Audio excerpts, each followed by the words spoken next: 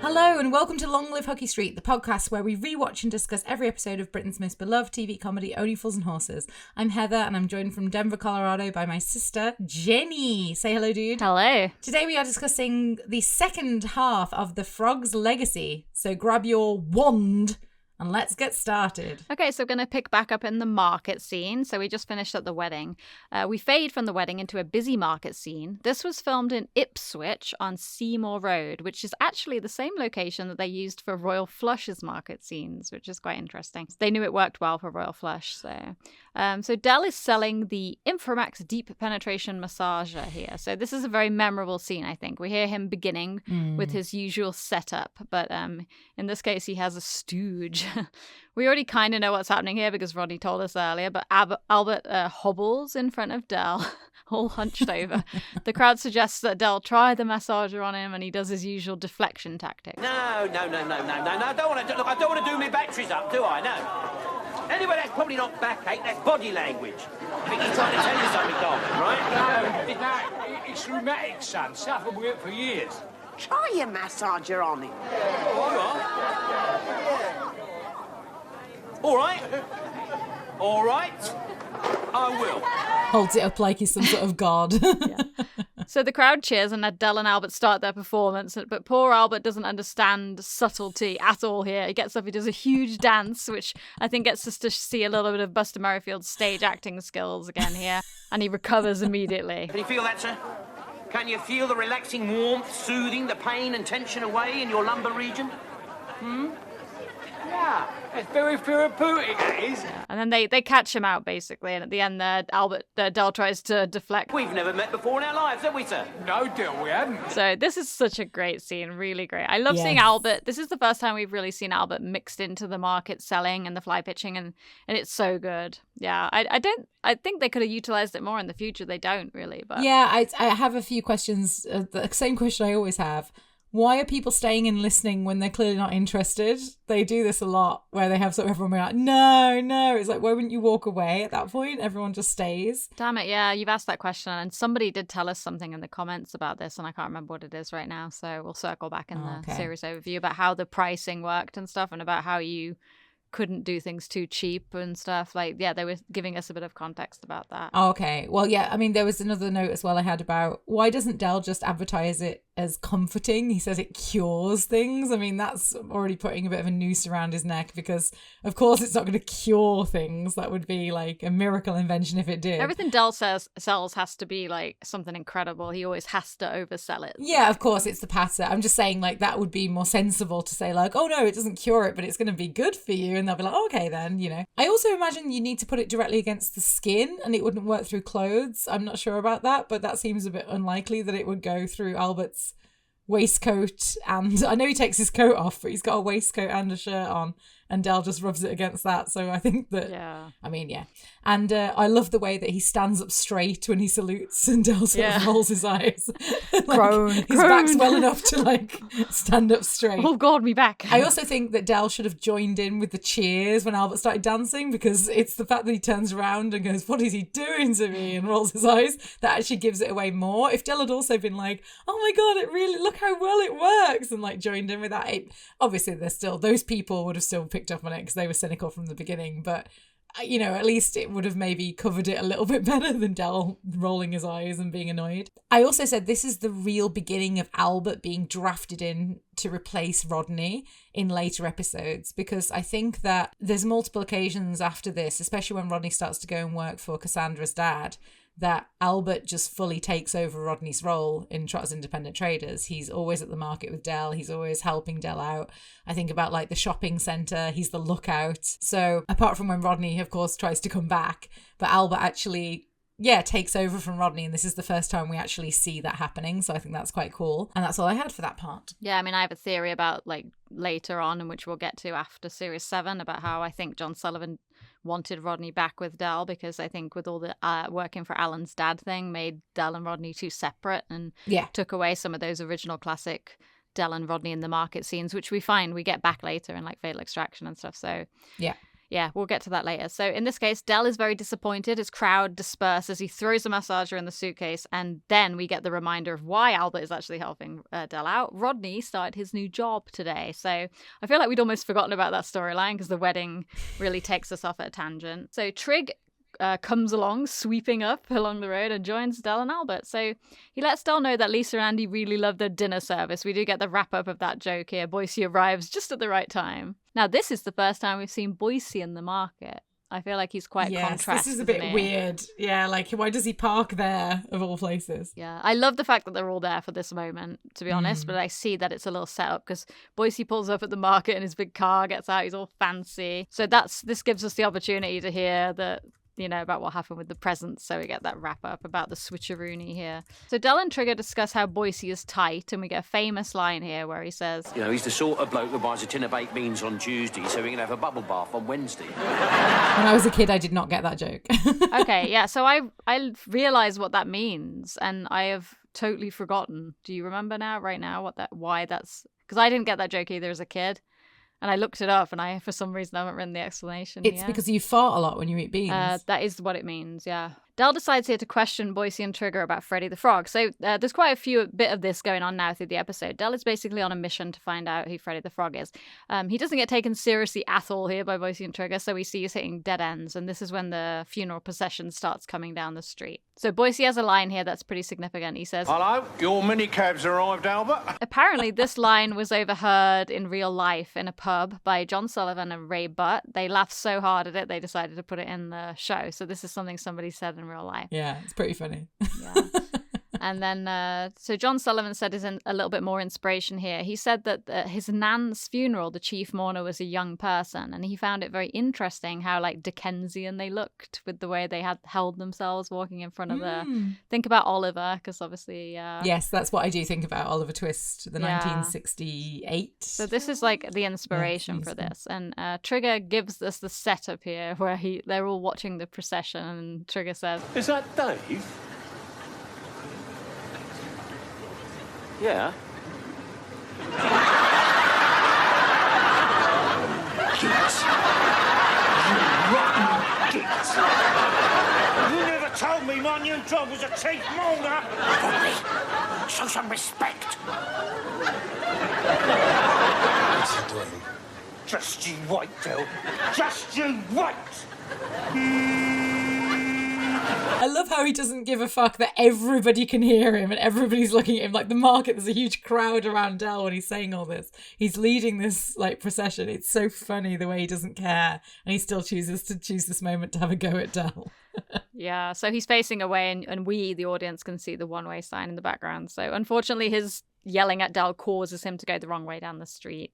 I've got to say I had a question about that. That street is incredibly short. He was already walking up the street. I didn't see a turning before you got to the market. There's no sign of a turn off. So wasn't he already walking up a one-way street when he got to Del? And then that leads me to the question, how does Boise get out if that's a one-way street, unless you have to like leave up the other end and you can't come in the way you did?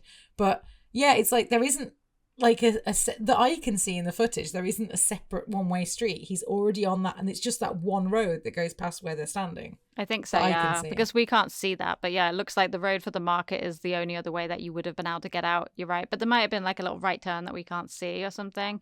It seems like a weird way to take a funeral procession, but this is all artistic license. So walking past a market. As soon as Rodney realizes he's gone down the wrong way street, he turns around and tries to ask the entire funeral procession to back up, but one of the cars is broken down. So this is where Del wants to scurry off quickly, and quickly followed by Boise, because he realizes that he sold the guy the car last week, which is a great little connection at the end of the scene. Yes. So I also just added in a little note here before we go through your notes, and that is that the company that they hired to provide the funeral procession here was from Colchester. And since Ray Butt's father had died in Colchester, he actually hired the same company to bury his dad. Oh. So that's a pretty interesting link there. Ray Butt was so busy with filming that he said his dad's death didn't really hit him for like 6 months. It kind of like deferred the grief. Yeah, it would do. Yeah. And I added this note in here because I didn't want to put it in the trivia, but Ray Butt actually did not like his new job at the ITV. Well, no, if you've watched Only Fools and Horses, I'd imagine anything would be a come down. Yeah, this is his quote, and I know that people are very sensitive about football, so don't take this as my words. He likened it to playing for Liverpool and then going and joining a team in Division 3. He said, although you're the head of comedy, you're really the head of nothing. The head of pencils was more important. That's what Raber actually said about the ITV. Wow. So, yeah. And I asked Dad because Dad worked for ITV for a little while. And I asked Dad because I wanted to know if he'd ever met Raber or spoken to Raber, but it seems like the timeline didn't quite match up. Raber would have been gone by the time Dad worked for ITV, but I thought that would be pretty interesting. Because Raybert would have started at ITV like 1988, which is, we were kids watching the TV shows and stuff. So, yeah. But yeah, any other notes on that scene, dude, before we move back to Nelson Mandela? Yeah, just a couple of questions. Is this the first time we see Trigger as a road sweeper, or was that was a Royal Flush? No, that was Ashes to Ashes. Ashes to Ashes. Oh my God, all the way back then. God, for some reason, I felt like we only saw Trigger being like a crook before this. No, remember, he sweeps up in Ashes to Ashes and talks about his nan dying. I think it's funny to see Trigger being bitchy and gossiping about Boise, because Trigger doesn't usually come across as the one who's like having a go. He's like, did you see the crappy present they bought him? Like, but he doesn't really like Boise though, because I think he Del doesn't, but you don't see that side of him very often. That's all I'm saying. You don't, but I know that Del and Trigger have that connection, don't they, where they're together against Boise, which you see in Losing Streak. Losing Streak, yeah. I also love Boise's reference to the penguin. Again, I feel like here he's referencing himself as the penguin when he says, "Another fine day in Gotham City." That's right, yeah. And good one. I like that reference because it also comes back in Heroes and Villains, where he says, not the penguin, more like the Joker. The Joker. I think I asked all the other questions, so that's all I had. Okay. So then we get to go to Nelson Mandela for the first time in the episode. It's actually the only scene in Nelson Mandela, isn't it? Yeah. Okay, so 34 minutes in, and we hit Nelson Mandela. And the scene begins as if it's the first time Rodney has seen Del since the funeral procession, because we can hear the out-of-view argument coming from the bedroom. You're a liar, Del. I swear to you, Rodney, I did not know what your duties would be. Mr. Jahan never told me. Didn't know my arse. You put some money into the flat. Yeah, well, every little helps, Rodney. Every little helps. And anyway, I thought that black suit looked really good on you. No, it didn't. I saw a reflection of myself in a window. I look like a wand. I love after he says that, the way that Del looks him up and down and then nods. Like, yes, you do look like a wand. He does. And I have no idea how David Jason kept a straight face after he said that, because he really does look like a wand. I think it's because Nick Lenners is so straight and tall as well. It's just brilliant. With the hat on. Great, perfect. great observational comedy. So Rodney is clearly very unhappy about his duties, and he says he's thinking of resigning. Now, Rodney really does not have good work ethic in his younger years. He's always working for one day and then he wants to resign. But Del said, well, you better hurry up before he sacks you. It doesn't sound like the worst entry-level job to me, to be honest. I think this is actually one of Rodney's better jobs that he's had. Mr. Jahan seems like he would be a fairly good boss. He didn't even really yell at Rodney in the moment. He was just kind of, oh, what are you doing, Rodney? He looks disappointed, but he's not like a jerk. No, he's not like, what are you doing? Yeah, he doesn't like completely kick off. Yeah. Although we didn't see the aftermath, we only saw the beginning of the argument. It sounds like it got pretty heated afterwards. And Del says that Mr. Jahan did blame Rodney, so we don't know. But like, to me, this job does not seem like the worst entry-level job. And he's getting a paycheck, and of all the fucking times that they're broke, Rodney has a real job here. Yes, true. So he should have just kept it. So Del swiftly... I wonder how he lost it.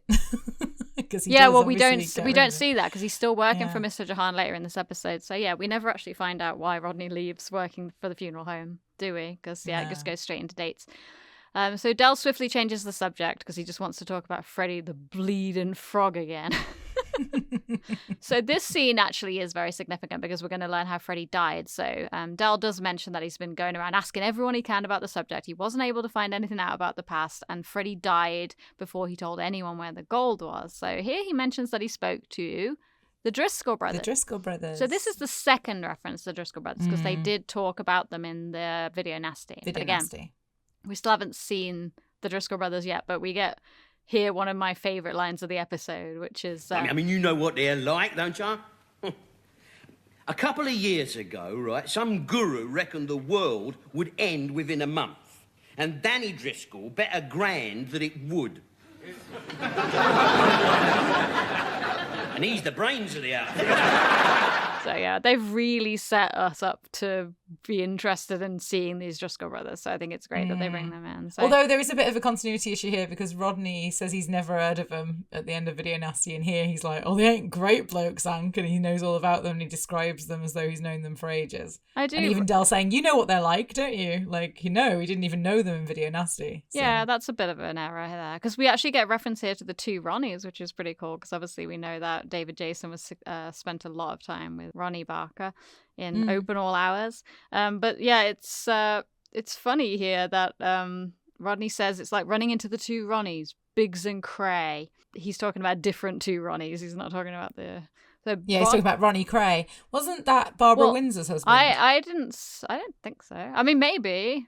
But all I wrote here was Ronnie Biggs was involved in the 1963 Great Train robbery. And Ronnie Cray was one of the set of identical twins who were the leaders of London's criminal underworld in the 1960s. I don't know if Barbara Windsor would have been married to him, but... Ronnie Knight. That's Okay, why. scrap that Yeah, one. that's right. Oh, hang on. As Windsor and Knight associated with figures like the Cray twins. That's why. So she was an associate of the Crays. That's why there's the confusion. So yeah, I never got that joke. Had to look it up. I'm sure that I'm just being ignorant there. I'm sure everyone knows who they were. So eventually, Del mentions that he wasn't able to use Freddy's full name during the inquiries, and they both make a strange realization here because they find out that Albert knew him. Rob Dole. Rob Dole. That's what it was, yeah. Been trying to think of that all afternoon. Just a minute, wait. Did you know him? Yeah, vaguely. I love this. I love the way that Albert is looking down at the paper, completely absent from the conversation. He's just like, Rob Dole in the background. That reminds me when they're trying to think of the hotel Schubert, name yeah. in The Sky's the Limit, and then Albert is the one who gets it right. I think it's actually a pretty funny thing is so many times they exclude Albert and he's almost excluding himself. He's not listening, but he's in the background and he's the key to the info. So not only does Albert know who he was, but he also knows a lot of history here. So they race over to the table. Rodney's suddenly interested because before he was like, oh, fuck, Freddy. But Albert's able to flesh out the story and they learn how Freddy died. And then apparently they set the wires of the explosives all right, everything going well, when nobody knew why Freddy the Frog sat on a detonator. They found him up on a roof. Of a building across the road. Yeah, I love it how he keeps adding to the story. I love that too. I love the extra little addition at the end. On the building across the road. So he's dead. So Del is definitely getting exasperated now. Wherever I go, it's the same story, innit? Freddy the Frog took the secret with him. So they start speculating about a couple of other possibilities, like maybe the gold was shipped abroad. But then Del brings up the very secret that we heard Rini kind of hinting at the wedding, and he says, I mean, if that Freddy the Frog was going out with a married woman on this estate, why did he leave all his money to our mum? Now this goes back to what you said. Del just cannot fathom this, that his mum was having an affair, and Albert has a very knowing expression here. So does Rodney. Rodney does, but he doesn't obviously click about the fatherly aspect of it just yet. He clicks that their mom had an affair. No, I know, but I mean, he doesn't click about the fatherly aspect. No, but then he probably was wondering when he went in the kitchen, because why did he dismiss himself so abruptly if he wasn't already kind of thinking it? He looks at Albert and they both know that Freddy was having an affair with their mom. They know that for sure. But he doesn't realise about the fatherly aspect because you see that moment in the kitchen where the camera gets him and he's like... And there's another thing. I was talking to one of them Driscoll heavies and he reckoned that Freddy, he had a son by that woman. No, you do, but I just that's when he's sure in his head. But I think the reason he dismisses himself and goes into the kitchen is because he's already thinking, because that's very sudden, that dismissal. I think he's already thinking this might be something to do with me, because we've seen that there is suspicions already in Thicker Than Water that Rodney isn't biologically Del's full sibling. So I think that Rodney did leave the room when that was mentioned because he was wondering, and then when Del carries on talking, then he's like, oh fuck, this is who my dad was. I think that's my interpretation of it anyway. But yeah, I think they just wanted... People have different feelings. I think they wanted Rodney in the kitchen so that he could realise that out of shot of Del. I don't think it has anything to do with that, but yeah, again, that's just my opinion. I'm trying to say, that they can't have Del say that he had a son by that woman thing when Rodney's at the table. They needed them separate. I think that's the only reason Rodney goes to make the tea. I agree with you that he realizes that his mom was the one that she was having an affair with at the table, but I think they just, for dramatic license, they can't have Rodney sitting there at the table because they need to see his shocked, frozen self when he comes back into the room. That's all I'm trying to say. Oh, okay. No, because I was going to say, it reminds me of the bit in Homesick when Rodney left the room. So I'm going to put the shopping away. Like, we also interpreted that completely differently to each other. So I guess these sorts of moments are left very open for interpretation. But yeah, people in the comments, let us know what you think. Why do you think they took Rodney out of the room? What's your opinion on that? I mean, for you, don't you think that it wouldn't have worked as well if he hadn't been in a different room when he had that look on his face? If they just had him at the table? I think the thing that makes me think that Rodney already realised, and that's why he left sort of in a bit of a panic, and then it was just confirmation when Del said it, is the look between him and Albert. Because Albert looks at Rodney like, it was you. Like, Albert kind of already knows that Rodney is Freddie Robdell's son. I don't think, because I think he's only just confirming about the affair at that point. That's why Del then has to have the separate line that says he had a son by that woman. Because they haven't said that yet. Yeah, I think that's to help the audience, but I think that Albert already knows about the affair, because when Del says that, there's no shock. No, Albert does. Yeah, and then when he looks straight at Rodney when he says that, as in like, oh shit, Rodney now knows the truth. That's what I think happens. But I mean, consistently all the way through the script, it says that Albert is dismissive and worried and concerned that Rodney's going to realize that Freddie was his dad. All the way. So that starts in the wedding, all the way to the very last scene. And even when it's almost certain that that's the case at the end, Albert will not say it. He just continues to say, rumors, all the way to the end. Yeah. So in this case, I think that's what that look is. Yeah, Albert doesn't want to touch on the subject because he's just he doesn't think it matters. Like, I think he thinks, let's just let bygones be bygones. He doesn't want, quite differently to Grandad, and you can compare this to Thick in the Water. Grandad is the same. It's not a contrast, sorry, it's similar. They both are worried that it will affect the family dynamic, both Grandad and Albert. And they don't want the subject to be broached. They almost just want Del and Rodney to carry on like normal. I think Grandad indulges the subject a little bit more, because I remember he talks about sort of how Rodney's different than everybody else in the family. Like, he's the one who points that out, whereas Albert doesn't. Yeah, Albert's like, no, like, it's fine, just rumours. And that's actually important to signify. Grandad is like their direct granddad, whereas Albert's an uncle, and maybe he doesn't feel like he has the right to be quite so, you've got a different dad. But no, true. But this is coming from someone who, put it about a lot in the war and probably has a lot of sons, just much like Freddie Robdell. Yeah. He is like a Freddie Robdell. Well, also as well, the reason I guess that Albert doesn't want to talk about it is that, again, that illusion that Del has of his mother. He doesn't want to shatter that either and be like, yep. Yeah, she did have an affair, and it was with Freddie Robdell. Like, because if you bring up that Rodney's the son, you have to broach that subject as well. And we can see Del does not want to think that of his mother. So maybe that's why Albert is also reluctant to talk about it, not just to protect Rodney, but also to protect Del. Yeah. But one thing that would back up my theory a little bit here is that when Rodney goes into the kitchen and Del yells out that line about having a son, not only does Rodney freeze and react, but the audience goes like, ooh, a little bit here. So that, because we haven't actually talked about the fact that there's definitely a son. This is like, okay, he had a son by the woman. So yeah, I think the audience probably expected that was maybe a bit of the plot, and by the end of the episode we might find out but we don't know that at this point. So yeah, then they come back in and they start to do a little bit more like detail, which would allow us to believe, yeah, Rodney has potential, because Del says, the kid would be in his mid-20s by now, and Rodney just keeps on realizing it. So Rodney starts asking questions here. Is Freddy the Frog? Did he have any hobbies or pastimes? Did he have any hobbies or pastimes? We're looking for his gold, not his ruddy tennis racket. But yeah, a little bit more development here. We find out that he's an artist. So yeah, Rodney is able to find out more because he's trying to find out to see if he's similar to Freddy, but he actually ends up, convincing Del that the more they talk about it, the more they can get inside Freddy's mind. So finds out that he was an artist, which, Rodney's always been depicted as an artist. Not that we've seen much of his art, but... when the first time we see it is Marble Arch at dawn, isn't it? Yeah, but they talk about it, though, obviously. Yeah. They talk about it in Royal Flush, as we've discussed. So Del gives up and goes to bed, because this gives us a chance to leave Rodney and Albert alone. And the second Del is gone, Rodney jumps up. Albert. They're rumours, Rodney. That's all. Rumours. So do we think that he doesn't want to tell Del because he feels like he would reject him, because I mean they have already been through this before. Or maybe is it because they're trying to protect Joan from Del, because there's no way that Del would ever accept it. I mean, he didn't want to accept it in Thicker Than Water. That's what I mean. I think it's a little bit of both. I think that I think it's to protect Rodney, it's to protect Del from thinking the bad of his mother, and maybe a little bit they don't know for sure that it wouldn't affect their relationship if they found out for sure that Rodney had a different dad. Yeah. So, I mean, it did affect them in Thicker Than Water, but in the opposite way, because Del was portrayed as the one who had a different dad. And we already spoke in that episode about Rodney, the way he treated Del, we didn't think it was very good, and he sort of sided with his dad. So, I don't know. I feel like Del has established that he wouldn't change anything, because he told Rodney in that episode that it wouldn't change anything before they came in and before Reg came in and dropped the bomb that it was Del that had a different dad. Yeah. Well, this is also slightly different because we know who the dad is as well. Whereas in Thicker Than Water, it was like, oh, he's just a different dad. And honestly, I would rather have Freddy as my dad than Reg.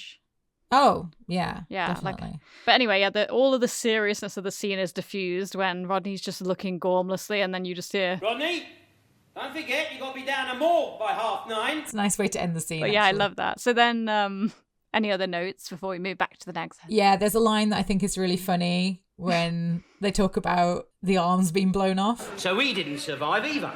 Well, if he did, he'd be no good in a Mexican way. And actually that line gets a really long laugh as well, to cover that sort of silence. That's a really funny line.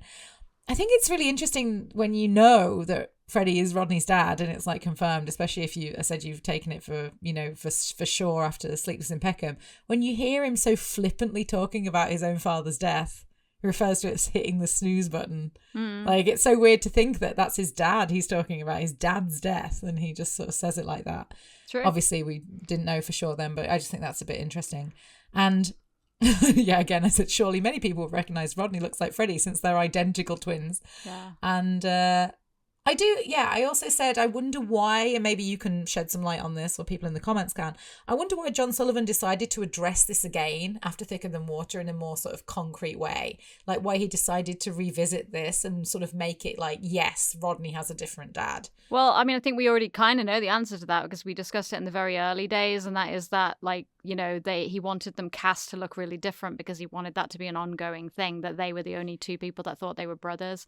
So at the end of Thicker Than Water, obviously we kind of find out that Reg's thing was a big joke, or not joke, but a trick. Yeah.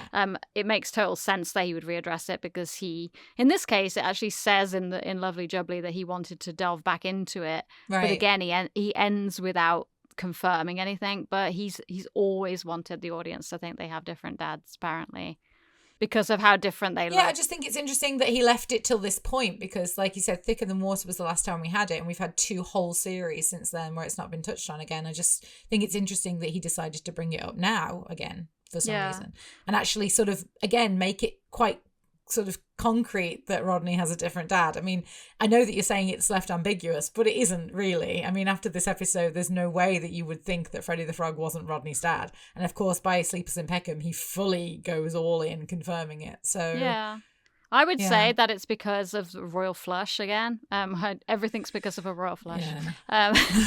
I would say because of that storyline not really hitting home, and this one they wanted to bring it back to being like an extended regular episode, he probably thought, let's do something really, really Trotter Brother focused again.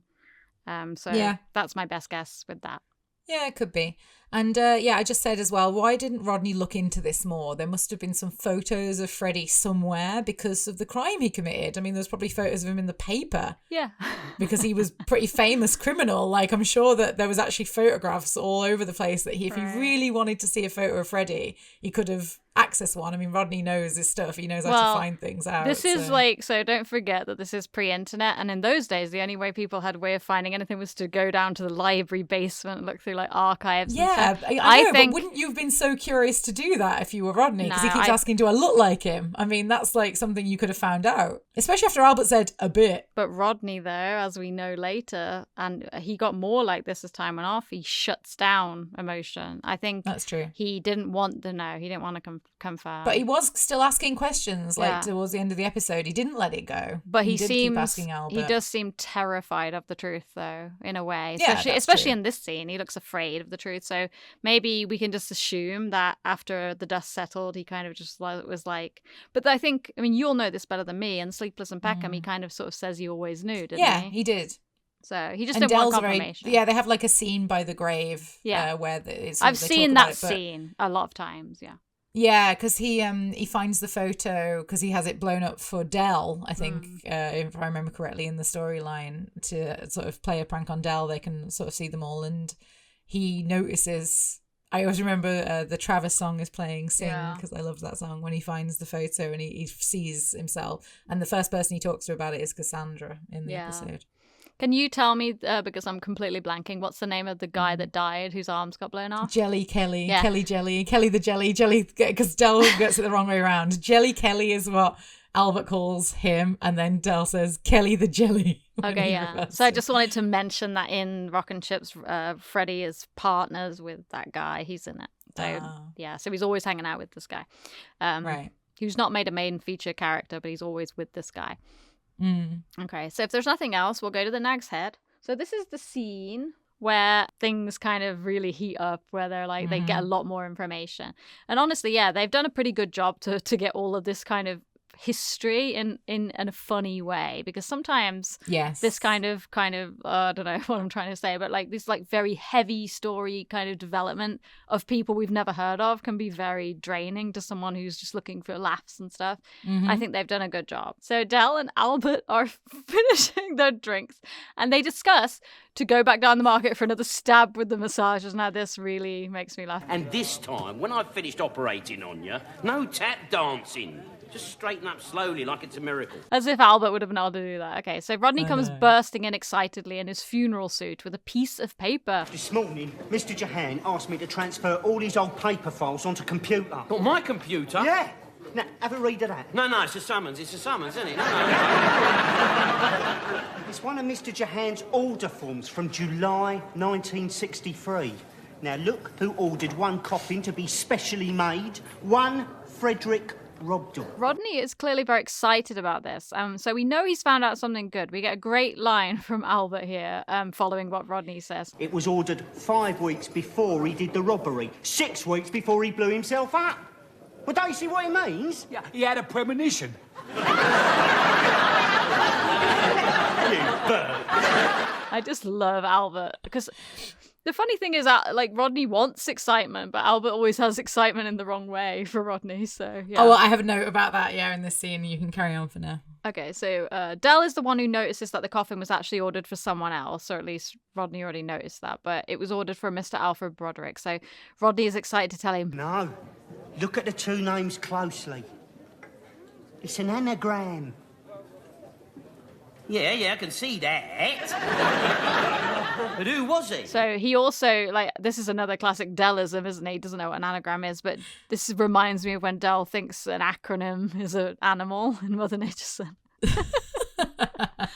Yeah, he doesn't know what any of these like English words, but... So Rodney has figured out that Alfred Broderick didn't exist and the coffin was actually planned to be empty. So they realized that the gold was likely buried with all the usual honors and Freddy just had to hide it and come back for it. So Albert comes along with his reality and logic and he points out all of the flaws in their idea. But Del points out that it could have actually been a doable because of his mom's job at the town hall. So that is consistent with Rock and Chips because she works at the town hall. Although, yeah, she works as like... in the movie theatre, like bringing out the food, but you can see that she has access to the office because she does get in the office with the manager quite often. So here Mr. Jahan arrives and he's actually angry at Rodney, so that does contradict. Although he's not going to fire him, he just comes in and he's like, Rodney, what are you doing? This is why I think that Mr. Jahan is so nice, because he's angry and he's like, what are you doing with these confidential... He's a chill boss. He's like, he's like, when are you going to be back? We've got a lot of work to do. He's like, take him with you right now. But then he's like, oh, these are confidential. And then he's like smiling and telling him. So I just, I tell love him Mr. all about the Jahan. confidential information. I want Mr. Jahan as my boss. So agreed. Del doesn't care, like, that Rodney's late. He sits Mr. Jahan down, sticks him in his seat, gives him the confidential paperwork that Rodney stole, and Mr. Jahan gets easily sidetracked and starts explaining everything. See, my father had just bought the business, and Mr. Robdell was one of our first clients. And I expect his mate Mr. Broderick was an extra large chap, was he? Oh, I wouldn't know. We didn't handle the funeral. So Mr. Jahan tells him that Freddy picked up the coffin in a van one night. He has no idea where the coffin is buried. So after Mr. Jahan leaves, Rodney and Albert are resigned to the fact that they're never going to find the gold. But Del just doesn't want to give up, and you have to admire this here. He's convinced it's buried somewhere local, which is wrong, obviously. He comes up with a scheme here for them to go around all the graveyards, putting a rose on every grave and reading all the headstones. I mean, that would be so expensive. But I think it's so funny that what he says tells Albert to say if anyone asks him what he's doing. But it's thousands of them. Well, all right, if anyone asks you, say you come from a big family. Now, this Rodney here is like basically saying they should give up. And he has a really great line here that I really love. We owe 2 months' rent. We are drinking tea with no milk in it. And the electricity board keep calling round to see why their meter is running backwards. So here is where they actually convince Del that he needs to drive down to Hampshire for the money for that computer that he left in the vestry. So he's very adamant that, Del is very adamant that they won't give up. And he says... That's like admitting defeat. A sign that I'd given up all hope of ever finding my birthright. That is not my style. When Del Trotter says he's going to do something, Del Trotter does it. And that's obviously a setup for the next scene, because the next thing we see is he did drive down to Hampshire to pick up the piddly amount. So, before we fade into the church, any notes on that pub scene, dude? So my first question is, why would you use an anagram if you wanted to cover your crimes at well? That seems like quite a loose end to leave for people to discover what you've done. This is a really common thing that happens. People solve crimes because they're like, oh, that's an anagram. Why? That's what I mean. Why don't you call him... would you do that? Yeah, exactly. Call him like Bob Smith or something. Yeah, exactly. I mean, like, it would be better to choose someone who's already actually died and then just call him that name. And then if anyone looks up, like, find someone who recently died and just borrow their name. I think he was just a spoil things joke comes from Rodney for the first time here, but it's recurring. There's quite a few instances, right, where there's quite a few instances where Albert gives them a reality check and Rodney says this exact line. It was just to spoil things, or Del says it. So yeah, like Albert being the one who spoils things with a reality check is a common joke that runs through. I've had a question that how did their mom know what the paperwork was that she needed to steal? I mean, it seems to me that those are very specific forms that she would have had to take in order to get all of this passed, and they mentioned there's a lot of red tape. So how did she know what to take? I mean, Freddy could have given her the gist, but that seems like very specific that she would have known exactly what forms to take. I think, she would have been following his guidance, and if you if you watch Rock and Chips, it's believable because Joan is actually very smart. She's a lot smarter than she's maybe portrayed in Only Fools and Horses. In Rock and Chips. Well, this is the next thing as well, because they're basically calling their mom an accomplice to Freddy's crime here. They're saying that she helped him commit the crime. She did, but it's totally believable. I mean, look at what Del and Rodney would do. They would have done the same thing. Yeah, I'm just saying, like, they're saying their mom was a criminal here, which is interesting. And wouldn't Mr. Jahan think that Rodney resembled Freddy? Right, that's a very good point. Mr. Jahan dealt with a young Frederick Robdell who would have looked the spit of Rodney. That would have looked exactly the same as Rodney. And he remembers him. I'm surprised when Rodney came to work with him, he wasn't like, Freddy? Like, oh my God, you look exactly like a man that ordered an especially large coffin to be made. Yeah, exactly. He remembered it like perfectly and clearly. So yes, it is unbelievable that he wouldn't have been like, you look a bit like him, Rodney. And I think, this would be an itch that you wouldn't be able to scratch, right? Like, this is the thing that about this episode, like after this episode finishes, that is a bit unbelievable to me, that Del does give up. Because as you said, he's not willing to give up. He's very adamant. Even he finds out, that in the next scene, obviously we'll talk about this when he finds out where the gold is buried, he's still like, right, come on, Rodney. I just find it hard to believe that Del would have given up on this. It was $1 million. Yeah, but I think he knew he could never find out the bottom of the ocean though. Well, no, but I mean, it's just unbelievable to me that Del would give up. That's the thing that I don't believe here. I think Del would have just kept going, even how futile it was, how ridiculous, he would have kept looking for that gold. And we never hear about it again after this episode. So, but it's interesting to hear that Rodney and Albert are the ones who are financially supporting Del now, because we always talk about Del being the breadwinner. Del always has the money. Del always sorts them out. And it's actually mentioned in this episode that Del is not earning anything and they are actually the only ones bringing money in now. So I just think that's an interesting sort of flip on its head, if you like, to what we usually see. And that's all I had. But of course, yeah, Rodney is the only one with an actual job, and he just wants to quit because he's not content. So Yeah. not much of a team player there. I mean, if Rodney had kept this job with Mr. Jahan, they could have had a nice steady income for a while, and he probably would have been promoted as well. They probably could have got a new chief mourner, and Rodney could have just been the computer programmer. True. So we fade back down to the church in Hampshire, and now we see that Dell is in the vestry. Oh, well, I think that's the vestry, right? Yes, that's a vestry, as far as I know. So I feel really sorry for the vicar here because he just doesn't want this computer. I don't want the computer. Want it. He doesn't want. He's like, I love that Dell is trying everything here. He tries so many tactics. He whacks the computer really hard, which is hilarious. And he's given it to the vicar on sale in return. But then he's like, Well, I can't take it back now. It's been used. Yeah, this is where we see Dell being a real con man here. He's trying to make the vicar pay. Like, he's almost like refusing to take the computer back to the point where he's like, I'll leave if you give me the £100. Like, it's actually quite harsh what Dell does here. I think it's a way of selling it's a way of showing his desperation because we know that he's really, really broke and he drove all the way down there. So he probably spent more on petrol than he should have just to get back down there to get no money at all. True. I can just say this scene reminds me of the scene in Miami Twice with Dell selling the wine to the other vicar. Yeah, right. In the vestry, like doing the hard sell and then leaving. That's right. Very So similar. I think I said when we were filming, when we were recording Miracle of Peckham, like there's other vicar kind of, or reverend or father scenes.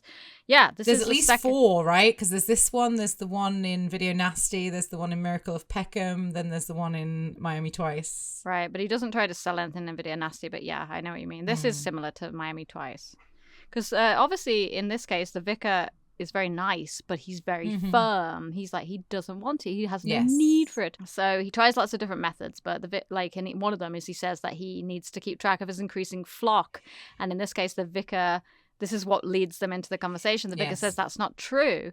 And then he drops a line that kind of makes Dell forget the computer. He says, It seems a pity to me that there aren't more people like our mutual friend, Mr. Robdell. Yeah, so in this case, Dell, suddenly, because we see Dell in front of the camera, he's super interested. He questions the vicar, and he learns what he has been yearning to learn all along, which is that Freddy actually had a holiday home out that way. And did you ever meet his friend, Mr. Broderick? Alfred Broderick? That's him. Well, yes.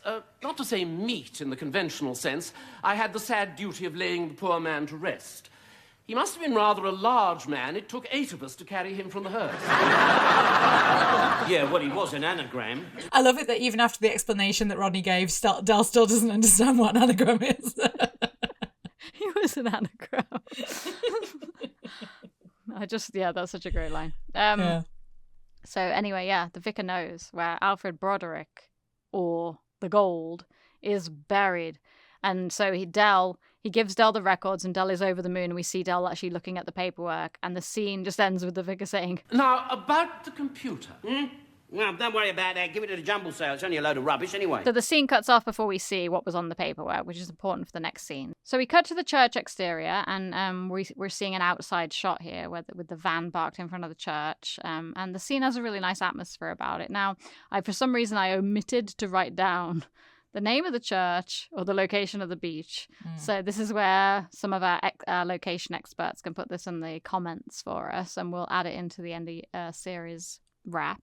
Yeah, I assume that they were not in the same place based on the shots, because we never see the church and the beach in the same shot. We never see an over the shoulder with the church in the background and the beach being shown at the same time. I feel like they were 2 different locations put together, but I could be wrong. Yeah, it could be, because they actually do deliberately have them walk all the way down to over the fence and stuff. So it's quite possible that there was a beach just the other side of the fence for the church. So anybody that knows where this location was, I have no idea why I didn't write it down. I must have been rushing. But anyway, as the scene starts, we, the audience, still do not know where the coffin is, but we know Dell knows. So Albert's in the van, Rodney's reading the paper, and after a little discussion about Albert's smelly pipe, Dell comes out and says, Rodney, I know where it's buried. What? You mean here? Here. Come on. Albert, bring that shovel. So they start marching down through a picturesque graveyard beside the church, and Rodney is protesting that they can't just go digging up a grave in broad daylight. So Dell climbs a little fence, followed by Rodney and Albert, and they stand just the other side of it, so we can't see what they're looking at. And Dell says, This is it. This is where he buried it. Where? there. So I love the way they cut this to the reveal of Del pointing out into the ocean. It's a really beautiful shot. Agree. I always wanted to go to the seaside after I watched this episode. Yes, me too. So Rodney is very confused here, but Del has all the answers, and he completely blames his lack of knowledge on Albert. Of course. Because there were one or two things that our dear uncle forgot to inform us of, Rodney. Like, he told us that he met Freddy the Frog, right? But he didn't say where and how. I met him when he was doing his national service in the Navy. Yes, he was a sailor. He also omitted to tell us how he got the nickname of Freddy the Frog.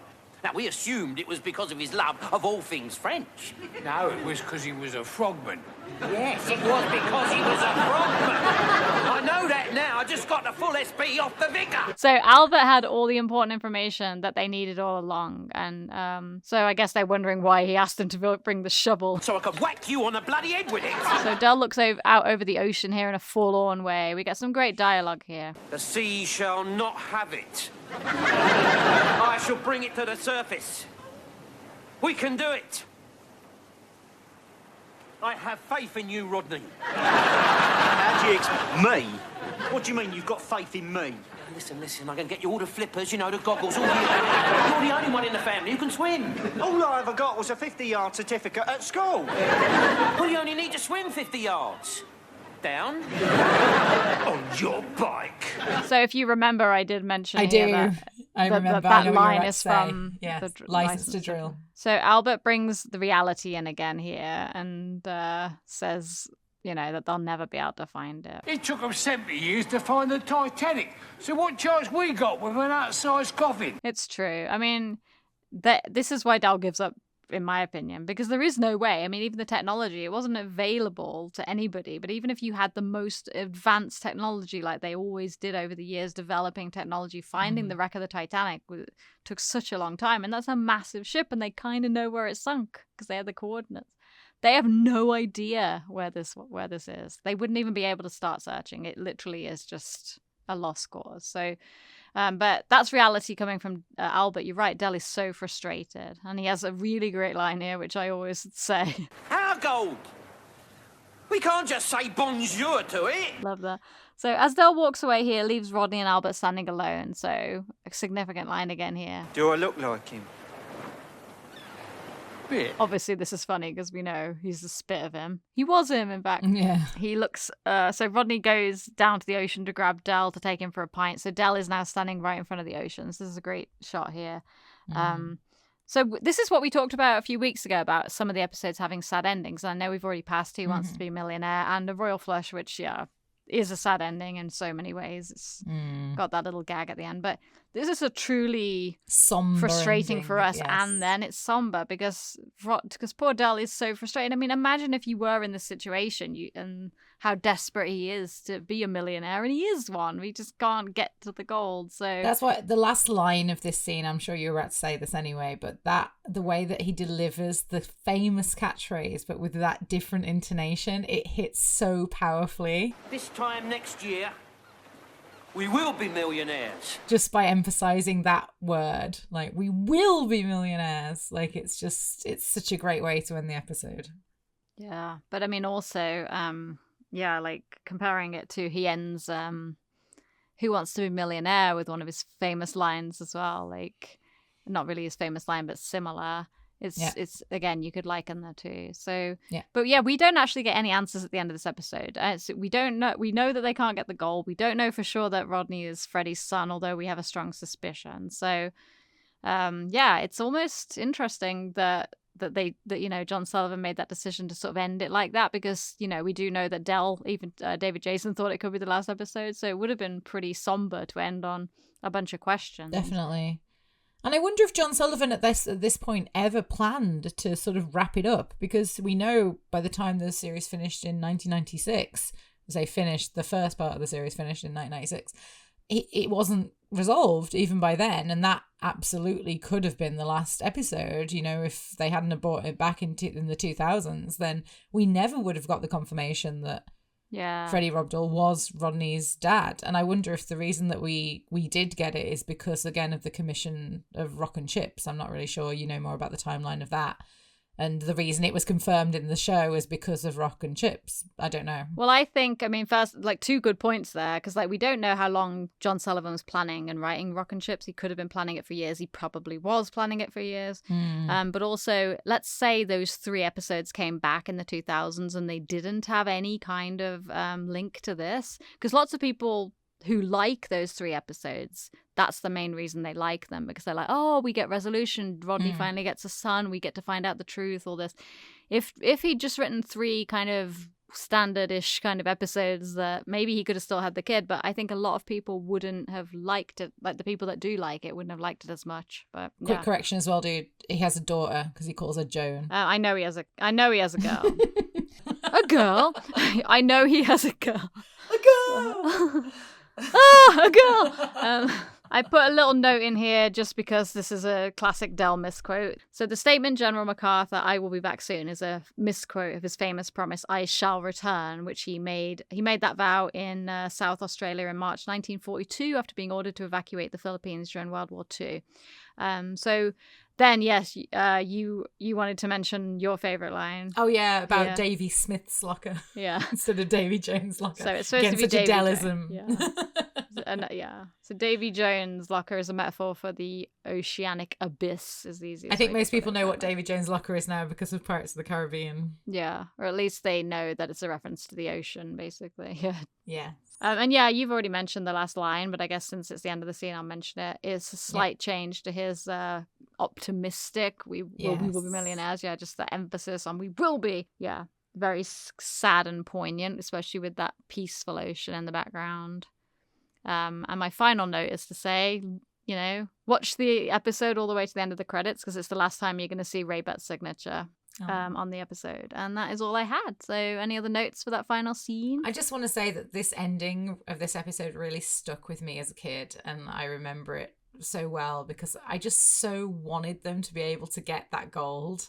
Yeah. I was so desperate for them to like go out and get it, and I knew they couldn't, and it just it really stuck with me. I think it's a really powerful ending, and the fact that it's like looking out on the beach, which is all like, sorry, not looking out on the beach, looking out on the sea, which is always a thing that people do in movies and life. I mean, I do it too. You stand on the beach and you look out to sea, and it's like you can see all your potential futures in front of you, and it's just like, they couldn't get the bullion. But of course, to have a reality check here, even if they had found the bullion, they wouldn't have been able to keep it. Technically, no. It wasn't theirs. So... That's the thing. Is Dell going to spend like what would have had to have been millions of dollars to recover just one single little ump-sized coffin, as Albert says? Yeah.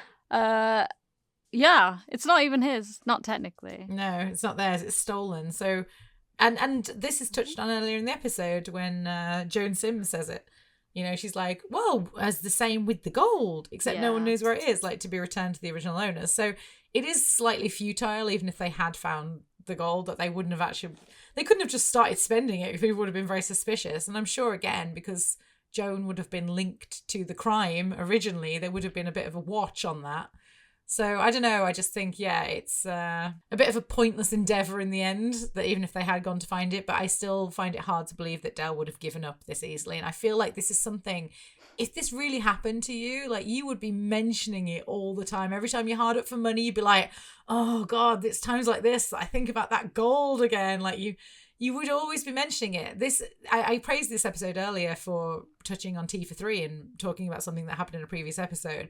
But this seems like something that would be brought up all the time. Also, Rodney's paternity would have been like brought up all the time as well. It just seems like this is kind of forgotten about. Yeah. In a weird way. Well, the last thing I was going to mention about this is actually that I thought this when I was a kid after 1996, that once they became millionaires, they would have got the equipment needed and they would have gone off and got Yeah, this. That's true. Yeah. But again, you say it does never get mentioned again. Even when they actually do find out later about Freddy, they don't then say, but we're still millionaires because we've got the golden bullion. Because or even even when they lose all the money in the episodes where they come back, you'd think the first thing would have been like, oh my God, let's go and try and then find that gold bullion again, because that's our only chance of being millionaires again. Yeah. If there's nothing else, no more notes, let's move on to the awards segment for the week. What are you on about? I won! Okay, so as always, we have 3 awards to announce this week, and we will start with our Plonker of the Week. Und Plonker, yeah? So for Plonker of the Week, we each nominate a Plonker, and we'll discuss and decide who wins. So who's your Plonker this week? I think we both will have a tough time deciding the Plonker this week. Honestly, yeah, I really struggled. I can't even really think of a good nomination for Plonker. I wrote down 3 things. I don't know if you want to listen to mine and then tell me if you agree or not. Why don't you just tell me your 3 and then I'll help you choose one, because I don't have a good nomination. Give me some clues. Okay. The only thing that I could think of, so first of all, I've got Albert for not telling them he was a frogman. Because that is a pretty plonkerous thing to do, and it's true they would have been able to work it out probably sooner that it was buried at sea. Right. If okay, Albert that's had mentioned a good that. one. So that's a fair point. And then Del and Rodney for thinking they'd be able to keep the gold if they found it. Yeah, it's a lot of effort to go through for something that, you'd probably be screwed if you found it. Yeah, it'll be taken off you. Yeah, so those are but I think probably Albert, because Del and Rodney, I don't know, they were hopeful. Maybe they didn't really fully understand, or they thought long enough time had passed that they'd be able to get away with keeping it. I don't know. But Albert not telling them that Freddy was a frogman when he was so willing to give all this other information about Freddy to them, it does seem like a bit of a weird thing for him to omit. So. Yeah, also the fact that he knew him as well before, when Del's been going all over London. Yeah. All right, yeah, that's a really good one. Okay, so Albert is Plonker of the Week. Yeah, that's right. Oh, is this the first for Albert being Plonker of the Week? I think this is his first Plonker, yeah. Okay, so this week Jenny will award the best line of the episode and I will award the best moment of the episode. So, dude, what have you chosen for your best line? Okay, let me see if I actually wrote any down, because I suck. You should just let me do all the awards, because I always come up with loads. I've got loads.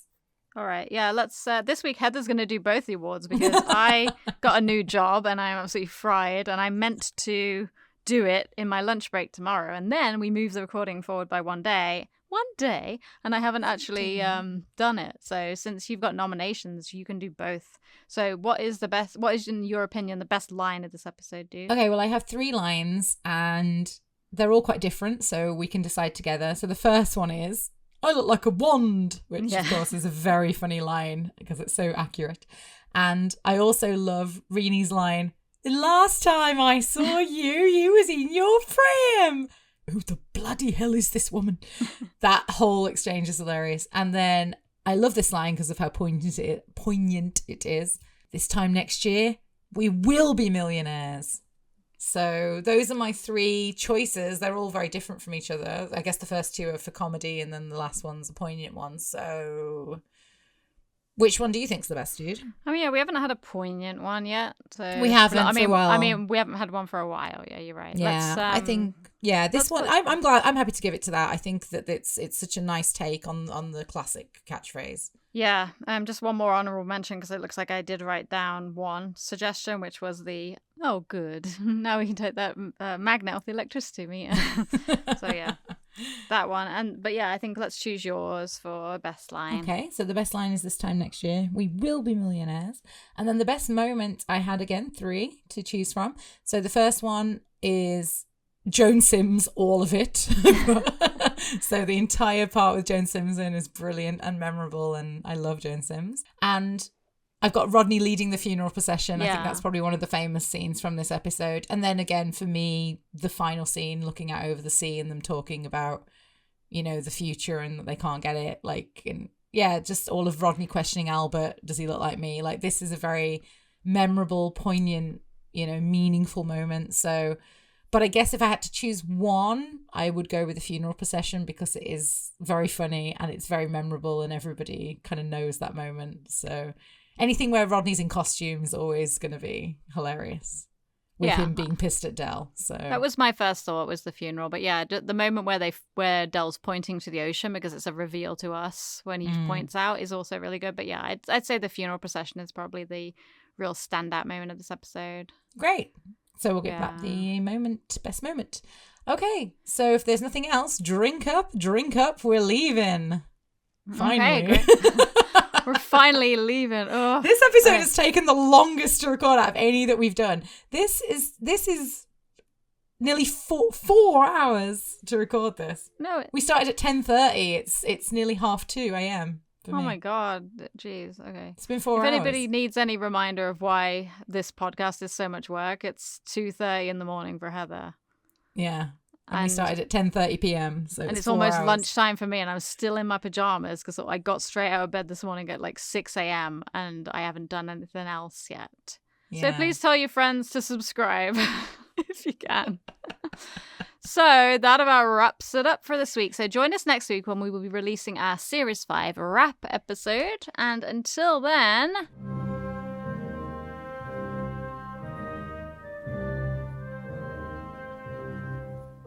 Au revoir, listeners. If you like what you hear and want to contact us, you can email us at longlivehookystreetpodcast@gmail.com. All one word, no spaces. Please like the video and subscribe. And please use the link in the description for our Buy Me a Coffee. Bonjour.